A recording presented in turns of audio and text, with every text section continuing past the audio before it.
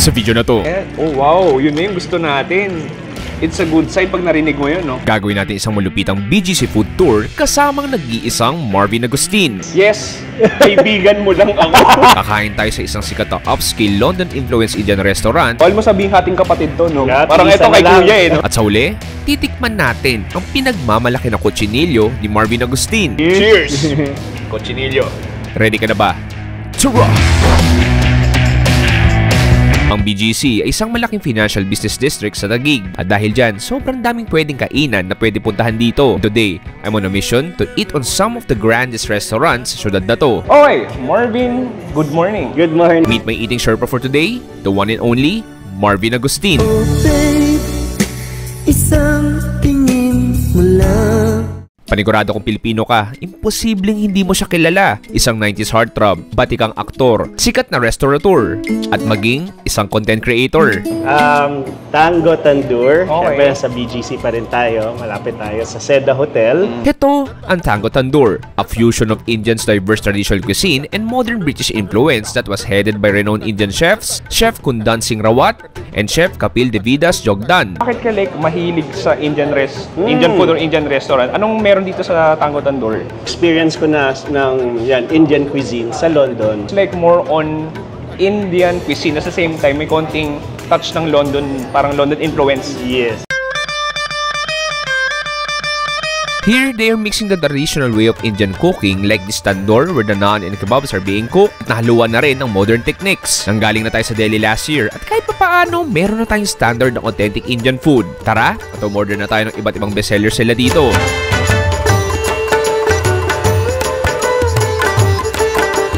Samosa. Sige, samosa tayo. Ayan. So, vegetable ba to? Or, Chicken.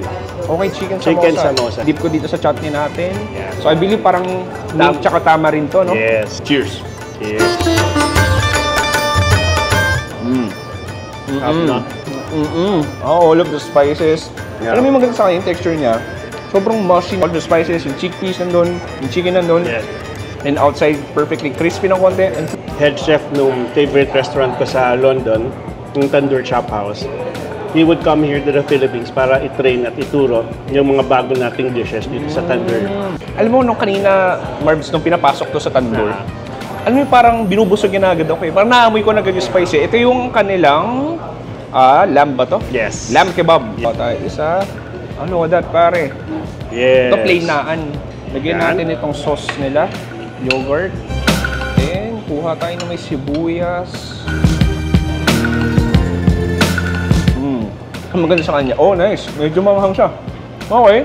May big in spice na siya. Oh, may hiba. Texture niya like, medyo fatty na parang, ano ba putang longganisa? At the same time, all the spices. And then yung onions nandun, yung yogurt nandun, and then yung naan bread.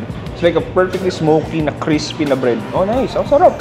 Doon lalo akong na-in-love kasi parang hindi nalulus yung flavor eh. Yung authenticity ng flavor at ng dish.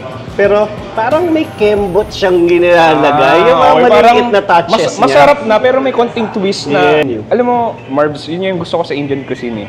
Parang isipin mo, no, sobrang complex niya. Ang daming spices, ang daming ingredients. Kung tutuusin, sumablay ka lang ng konti, pwedeng pumangit yung lasa eh, maging masago. Pero somehow, in some way, alam mo yung parang perfect harmony lahat ng spices. Like yung biryani, di ba, yung curry, parang paano yung nagagawa? Ang dami, di ba? Ang dami pinaglalagay eh, di ba? I guess that's the magic. Yun yung magic. Yes, Okay, so butter chicken. Kumuha tayo ng butter chicken masala. Lukot. Sige, kuha ko dito. Happy ako dito sa butter chicken na to. Kasi I've tried several butter chicken already in my life. And you know, of course, they're all very good. Kaya na-inlove ako sa dish na yan. But itong interpretation ni Chef Kun, kakaiba na naman. Okay. They actually make the sauces every day fresh from scratch. Yes. May natikman akong ganito sa Delhi. As in, sa Muslim town nila, one of the best like butter chicken, masala nila doon. I mean, though yun lang parang na-overexpose ng butter talaga, like parang isang bloke. Ito sakto lang, moderate lang. Kaya mo ubusin yung isang buong order.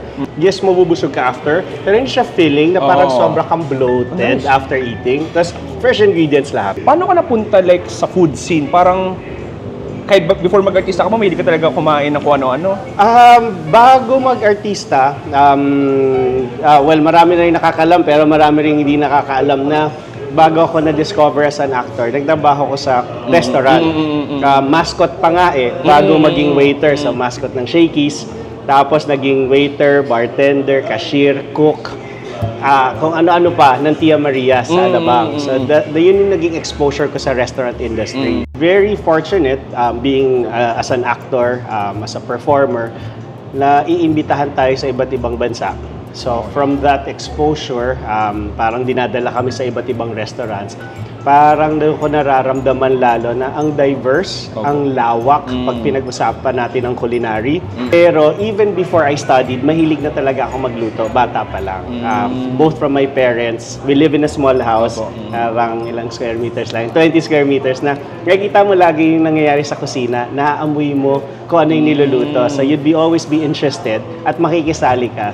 Parang hindi pa ako nakakatigil. Akala ko nung una ni Harry. Pero ano mo matawag dito, Sir Mars? Lam Rogan Rosh. Cheers! Okay, wow. Taste familiar. Yung sinasabi ko ni Harry, parang gantong-ganto siya. Tomato base. Lasang-lasa mo. And then, parang siyang parang siyang Indian caldereta. Somehow, di ba? Parang somehow, and then all of that masala, may konting kick ng spiciness. And then yung lamb natin, sobrang lambot. Ito yung ating chicken tandoor. Ayan, squeeze ng lemon, perfect combination. Ng flavor. Ang laki. Bawal mo sabihin hating kapatid to, no? Gat, parang ito kay lang. Kuya, no? Ang laki nung akin, grabe. Cheers! Alam mo, ang sarap ng chicken tandoor. Sarap na? It's like, all of the smoky flavor galing sa tandoor, may konting sweetness din sa malambot, all the juices nandun. Cheers!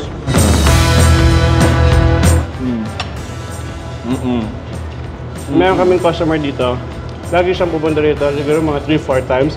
Kung po siya rito, o-order lang siya ng biryani. Yun na yun. Kasi, ang ganda sa kanya kasi, the perfect harmony ng fluffy na rice. Moist din siya at the same time. And then all of the spices, nagpapadagdag flavor din yung parang fried garlic or fried onion. Marcel, pag punta ka sa India, it's like, biryani is there, parang god nila yun. kaya Alam mo hindi yung pa nakapunta ng India, anong klase yung biryani na nakakain sa streets? Is this kind of wet or dry? Katulad ng sinabi mo kanina, yung parang adobo, iba-iba. Ang biryani sa India, ganun din. Kung ano yung biryani sa Delhi, pagkakakain ko, sikat daw yun legendary daw yun. Pagkakain ko, medyo nakulangan ako sa spice. Parang pag ganun, hindi manghang, medyo tamed yung spices. Yung pala sa Delhi, yun yung culture ng biryani. Kung gusto ko daw ng parang ganito klase na mas spice talaga, Hyderabad. Which is anong part siya ng India? Hindi ko alam kung southern o northern, mas parang probinsya siya. Kasi si Chef Kun, Northern India siya. Baka Northern Indian. Feel ko kasi ang southern more on gulay You spread the word na may ganitong klaseng Indian restaurant now in BGC. And at the same time, if you check our menu, the prices are very reasonable. Lunch specials. Okay. Kasi nung nagpunta naman ako sa Malaysia, so nagkwentuhan kami ni Chef Kun at meron dun fried chicken. Parang lunch meal na talaga siya. So, meron tayo ditong parang vegetable na curry. Vegetable curry. Samosa. Onion rings, yung bhaji rings natin. Ito din ang sauce niyan.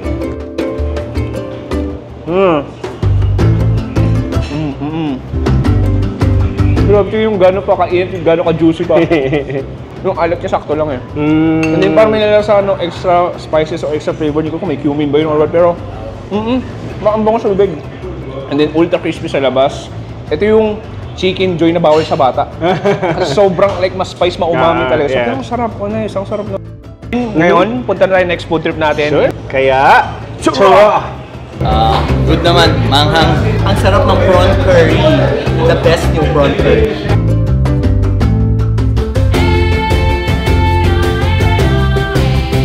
Bakit mo nahilig ditong magtayo ng mga businesses mo? well, dito yung market, office people during daytime, tapos marami na rin mga residents, di ba? So you get both markets, families nandito din. Tapos parang since wala tayong masyadong parks na pinupuntahan sa Pilipinas or dito sa Metro Manila, so yung mga taong even even people living outside BGC, they come here on weekends. Next stop natin, nandito tayo. Panigurado hindi na to secret. Next stop, merienda. At nandito tayo sa not so secret anymore dahil sobrang sikat na nitong restaurant to ni Marvin. Welcome to Secret Kitchen. It serves Filipino home-style dishes and other Asian favorite flavors. Ang superstar is their kotse plate. Pero lalagpasin natin yan dahil mamaya, kakain talaga tayo ng kotsinilyo mismo sa huling stop. Kailangan nyo abangan yun. Pero ano tong mga bago? Parang ngayon ko na nakita to. Ano tong mga bago ninyo? Empanada, we have 3 flavors now. Pork, chicken, and this is beef. Ano nakam up tong Secret Kitchen? Like, Dapat, it's a cloud kitchen brand kasi this started during pandemic. Ito yung parang nagbigay sa akin ulit ng inspiration to do a brick and mortar concept. I tried the pork first. okay. Wow, okay. Maraming karne. Yeah. Parang kala mo kakain ako ng siopaw sa sobrang daming karne. Ito, chili garlic basically. Tapos, ito naman is This is our mayonnaise, parang sour cream. It's just garlic. Okay, nice. Masarap din sa pinaka-pork niya. Parang siyang may sweetness ng konti. Parang asado. Parang then, ganun. Texture-wise, parang siyang close. And then outer breading. Perfectly crispy ng konti. Ang lambot. Di gano'ng makapal. Naman yung chicken natin. Lahat sila filled with meat. Nice, look at that. Yan. Daming karne, no? Parang isang empanado, pwede ka mabusog. Magkano po mapatak isang 68 pesos only yung ating chicken. Tapos 78 yung pork. Tapos yung matatry mo na susunod na beef, that's 78 pesos. Itong empanada ninyo, just parang this-remind ko yung mga napapanood ko sa Mexico na Mexican empanadas. Tingnan natin tong beef nila. Cheesy beef. Okay, cheesy beef. Okay, and then dip ko konti dito sa chili garlic natin.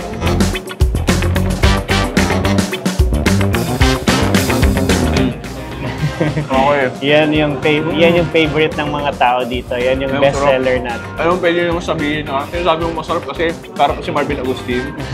Pero kahit nakatalikod siya. Tapos sabihin ko man masarap. I mean, masarap talaga. Like, I mean, parang mga quality siopaw na punong-puno na kasado karne sa loob. Pero nilagay mo siya, pinalibot mo siya sa napaka like, quality na fluffy na empanada, batter sa same time. Parang papuntang croissant. May konting tutong. Basta try naman natin tong ating frozen Sansreval. From savory, punta tayo ng sweet.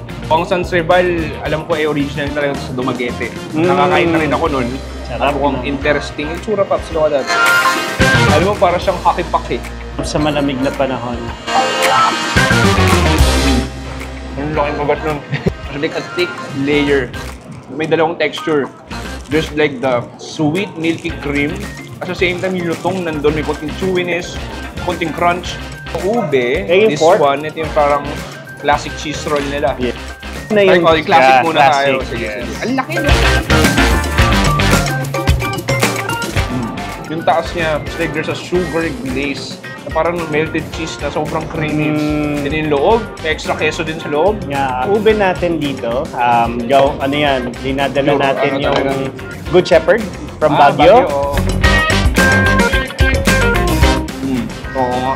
Sobrang nauso yung ube cheese pa din sa Ito naman parang in-upgrade mo. Diba yung ube, yung thick ube flavor nandun. Same time parang ang soft, ang yung ito, chewy. yung cheese element nito, nandun pa rin. Pero siguro magsi-short break tayo ng food trip. Ewan ko sa dadali ni Marvin ngayon. Bahala na. Ito yung bago kong hobby na kaya siguro kahit kain ako ng kain sa mga masasarap na lugar dito sa BGC. Nakakatulaw ng calories. Medyo nakakabawas ng konti dahil nakaka-exercise siya na hindi lang ng physical, pati mental. Let's go! Tara! Tara!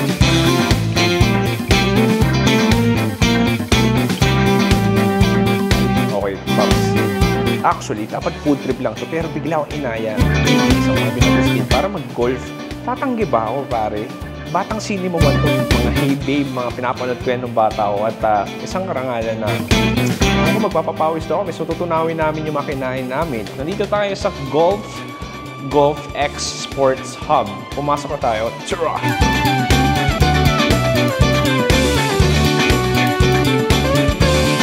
Okay, medyo nagulat ako sa pangyayari. Feel ko manunod kami ng mga pelikula ni Sir Marvin dahil may projector dito at may upuan. So, kulang nilang popcorn. At, pero joke lang, ito ay parang golf course simulator. So, naka-enclose siya sa isang area na parang may mga iba't ibang rooms na yun yung pinaka golf course mo. Anyway, yun yung projector na ata yun.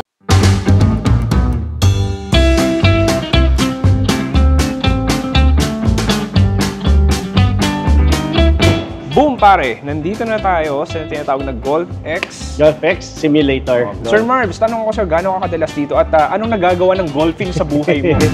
Since nga most of the restaurants at most of the meetings at work nandito sa BGC. So, pang distress ko to. May physical, of course, yun pa rin yung nagawa mo. You're mastering one swing, one form, consistent, and precision. Pero mas may mental itong Golf daw ay sports ng mga artista? Sports ng mga mayaman. So, di ko alam kung mapupunta na ba ako sa kategory na yun. Yung mayaman, baka hindi. Naku! Pero, tatingnan Hindi natin totoo kung tuturuan daw tayo nung nag-iisang Marvin Agustin. Baka artistahin. Pwede. Basically, ikaw yung coach ko ngayon eh. Ganun ba? So, wala kang matututunan. Sinasabi sa akin lagi ng coach ko, you're swinging through the ball, you're not really hitting the ball. So si coach laging sinasabi sa akin, ito yung drills ko lagi. So parang kinukuha niya lang that you're swinging through the ball.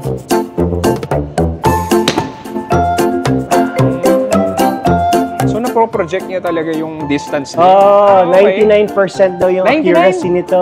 Yes. Okay, sige. Ang na-curious ako, Mervs, paano may tamang hawak ba talaga? Lock ko siya. Yes. Parang ganyan. Yan. Okay. Pitching to, so gitna yung bola. Okay. Gitna ng stance mo. Okay. Yan. Dapat lang very very comfortable ka at balance na magiging flowy yung movement mo kasi speed mo, pag tumanda ako, tapos natuto na mag-golf, diba, puro mga artista na kasama ko. Sabi, sino nag-influence sa'yo mag-golf? Si Marvin Agustin. Yan, kahit yun, ang galing, grabe. Sabi ko kay Sir Marvs, sabi niya, Carl, nag-golf ka ba? Sabi ko, pwede ako na yung tiga-pulot. Kasi feel ko, ito yung magagawa kong best eh.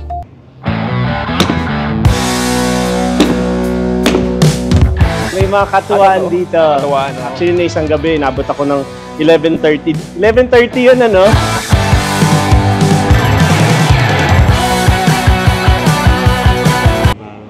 Wala, bad. Cut. Wala. Ikaw, Sir Marvs, like, basically, businessman ka talaga, di ba? Pero meron bang mga instances like, medyo nag-fail din yung certain business na to? And then, paano ka like bumabangon ulit? Like, Nako, ang restaurant industry, ano yan, very very challenging. Sabi nga nila, pag meron kang kagalit, ang i-advise mo sa kanya, mag-restaurant business siya o mag-entertainment business siya, because those are the two industries that's super duper hard. We always encounter new challenges. But this is something na since matagal na rin ako at saka hindi lang naman ang experience ko bilang businessman in the food industry. Sabi ko sa iyo, I was an employee. At the age of 14, exposed na ako sa mundo ng food business eh. Ito yung klase ng energy, ito yung klase ng trabaho na hanap-hanapin mo. Mula sa kusina at oven niya sa bahay, ay napunta na sa isang prestigious restaurant that highlights Filipino-Spanish dishes ang kanyang kutsinilyo. This is Kochi by Marvin Agustin. Basically, it elevates the dining experience dahil it's not only classic Filipino food. The flavors and techniques were also elevated. okay, pare, nandito tayo sa last stop natin dito sa Kochi. Uy! Chara! Sir Marvs, ano yan? Chara! Parang hindi ko expect na magaganyan tayo. Magka-cocktails naman tayo kasi happy hour na. Okay, merong ganun sa Kochi. Yes. Okay. So dapat naman tayo. After ng golf, medyo pinawisan tayo konti. Konti lang. Kasi hirap na hirap ako. Ayan. Matamaan yung bola. Yes, ito yung ube colada. Okay. This is one of our best sellers here na cocktails. Calamansi margarita. Okay, so basically cocktail siya na medyo may twist, no? Yes. Sige, cheers! Nagugulan ako kung dessert ba to o ano, alcohol. Favorite yan dito. Lagi masarap, lagi nilang ino-order yan. Alam, parang uminom ng ubi shake. And then, bandang huli, biglang tatama yung rum. Giging content creator ka na rin. Kasi you're very active sa mga businesses mo, pinopromote. At the same time, diba, nag-review ka rin ng pagkain. And paano mo nababalance yun in ano na yung importance ng social media or pagiging present dun sa ganitong klaseng business? Hindi ko siya na-realize until nung pandemic. Kasi before pandemic, I was using my social media platforms, parang dumping of photos, ng mga travel photos. So, pandemic lang talaga, yun, sa dami ng changes na nangyari sa buhay natin. At saka we were all locked in the house.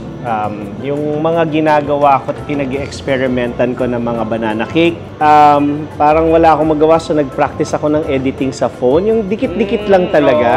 Parang nagkaroon ako ng bagong career, katulad nyo, ng mga content creator. So, natuwa ako na nag-evolve at saka doon sa mga darkest times ng buhay natin, meron palang pwedeng mga na bagong gagawin na and in a good way, natulungan lalo yung mga food businesses ko. Gambas con chorizo with quesong puti. So makita, meron tayong chorizo dito. Meron tayo dito, ito yung pinaka-shrimp natin. Yeah, fresh shrimps gamit natin. Oil na gamit nyo. So, chicken oil ba ito? No, that's garlic oil. Garlic oil. Tapos yung oil din ng chorizo, nag-halo na din. Ayun, okay. Homemade, natin yan, pandesal. Pandesal so, to? we make our own pandesal. Okay, parang toasted pandesal. Yes, toasted. Ang sarap. Yung pure garlic oil. Kasi parang na-simmer na siya sa hipon. And then yung chorizo, ano mo yung may konting garlic flavor, tapos nandun. And then yung crunchy pandesal, nagpapatulong din. Oh, sarap. Ano ayaw nito ng mga mga taga-show business. Anong pangalan tawag dito? Chismosa. This is tenga. Dito part yan ng dito ng jowl. Kasi naubusan na kami ng tenga. But it's served normally with tenga chips. Okay. Kaya siya chismosa. And then tuna kinilaw. Okay, doon nag-alay wordplay niya. So, kasi ito, ceviche or kinilaw. Parang, sige, kuha tayo nito. Ano kung gandong chismosa yun sa bahay ko? Okay lang. Tanggapin ko. Medyo masarap na chismosa, no? Ang ganda dun, sobrang nag-jive yung karne. Yung salty, crunchy na pork jowl. And Fresh then, na kinilaw. yung balance ng kinilaw. Sobrang yung juices na yung vinegar nandun. Oh, nice. At syempre, their bestseller. And the superstar for this video is the Cochinillo Asado, aka Suckling Pig. This is a premium delicacy originally from Spain. The younger the pig, the more flavorful and expensive it gets. Uy! Suckling pig. Eto na yun. Marinated to 12% fat. Ano yan nilalagay, Sir Marv? Oju, yan yung drippings ng cochinillo. Wow, parang sa Spain. Ito yung nakita ko sa Spain. Like, Yes. sobrang excited ako tingnan sa cochinillo mo dahil I'm excited. sa social media ko lang nakikita to. Hindi, tsaka yung yung first time ko makita ng cochinillo, binubusad like ng juices. Oh wow, yun na yung gusto natin. It's a good sign pag narinig mo yun, no? Nice. So yung parang may juices na siya, and then may extra juices pa siya galing like sa oil niya. Dun Sige. sa yung roast drippings niya. Bumabiyahe sila dito yung mga nanonood sa atin. Ayan, kukunin niya na yung parang mga surgeon tong mga to. Oo nga eh. Itong recipe mo, paano mo to na-come up? Like, authentic may- way ba to? O Filipino style din? Nung nag-experiment akong gumawa ng cochinita dun sa oven na binili ko na supposedly for mga ensaymada at mga cakes that I was baking, tinry ko siya yung mga spices na ginawa ko sa cochinita. Nag-work naman. The way, here's the three-way sauce of our suckling pig. We have the Camyas marmalade sauce, the bell pepper sauce. This one is a toom or garlic sauce. Okay. The best way to have a better sauce, mix it all together. Mix it all together. Kakaiba. Iba experience nga to, sir. Sige, game. Tara. Yung ating Camyas marmalade. Itong Camyas, mga kinuha ko sa kapitbahay namin to. Balat muna tayo. Sige, balat muna tayo. Yun yung classic eh. Cheers! Cochinillo. Iba talaga yun, no? Iba talaga yung cochinillo sa lechon eh, no? Oh, that's really ultra crispy, ultra fatty, succulent. All of the spices, yung oil nandun. Yun na yung seasoning, one of the best klase na roasted pig na pwede mo tikman sa buhay mo. Ng karne, lambot, no? And then, mix-mix mo lang daw.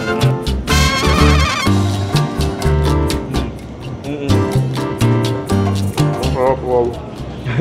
Wow. Parang balance lahat ng flavors. Yung anghang chili, yung cream galing sa garlic sauce. And then, may konting sweetness From the Camyas from marmalade. the Camyas marmalade ba? Marmalade, yeah. Marmalade. Oh my God, it's hard to spell. Pero importante doon, masarap. Oh, nice. Ang lambot. Ang ganda doon sa cochinillo mo. It's like, juicy na siya. may extra juices pa siyang pumasok lalo. And then all of the spices. Ilang spices po yun? 12 herbs and spices. Well, talo pa. Bawal ko banggitin. Talo pa fast food. Lagi ko lang nakita social media lalo ng pandemic. Natatakam lang ako sa kutsinilyo mo and this is like a dream come true. Na matikman ko mismo yung kutsinilyo ni Marvin Agustin. Grabe, parang ultimate bonding tayo with Marvin Agustin from Indian restaurant, Indian lunch. Nag-snack tayo, nagmerenda tayo sa Secret Kitchen. Hanggang dito sa legendary Kotchi. Sir Marbs, ay nag-golf pa pala tayo. So Sir Marbs, after this day, masasabi mo bang magkaibigan na tayo? Of course! Magkaibigan na tayo? Magkaibigan na tayo? Yes! Yes! Kaibigan mo lang ako. Yes! Napasok ko! Kanina ko ba gusto sabihin yan?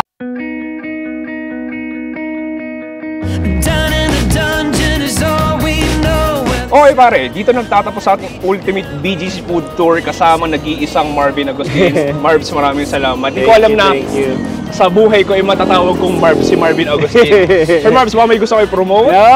Maraming salamat. Actually, hindi to BGC food tour, parang naging Marvin Agustin Restaurant food tour to. Next time, gusto kong gawin yung food tour with you in BGC. Maraming salamat, sinamahan mo ako dun sa mga restaurant. And sa hobby ko ngayon na bago, mamaya maraming gabi. salamat. At Mamayang thank you gabi. very much sa lahat ng mga nanonood ng The Chew Show. At saka syempre sa lahat ng mga nagsusuporta sa lahat ng mga restaurants ko. At sa lahat ng mga restaurants ito sa BGC na sinusuportahan na. Salamat. Okay, maraming salamat sa panonood ko si Chewy kasama nag-iisang Marvin Agustin. Nagsabi stay safe, good night, and goodbye. Bang! Sir Marbs, kaya pa ako ng kutsi. Okay. O kunyari lang ng konti lang kinain ko, pero kain pa tayo. Thank you. Kada syudad, kada probinsya may sarili. Katulad sa Delhi, kumain ako ng Indian. Ay, kumain ako ng Indian. All ka kumain ng Indian. Wag ka na. Huwag ka kain ng Indian. Okay, Marbs. Dahil na, i-start na po ako konti. Hindi ko naman matinetawag kita Marbs eh. Yeah, Okay.